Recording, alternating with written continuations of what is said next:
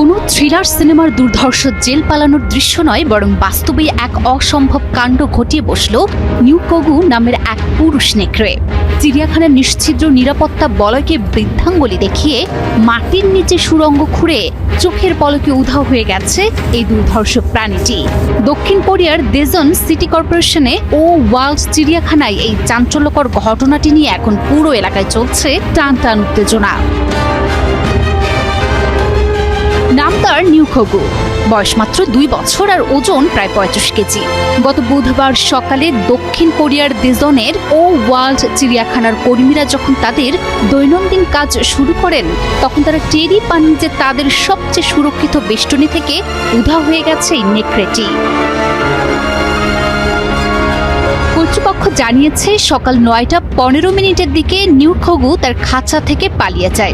করার চিহ্ন দিলাম। ধন্যবাদ। সাদাটা ভিডিও ভালো লাগলে লাইক, কমেন্ট, শেয়ার। যার দাড়ি উঠছে ও তো কাটবে দূরের কথা, ও তো সারাদিন খতম পড়াবে, একটা পাকে কিনা।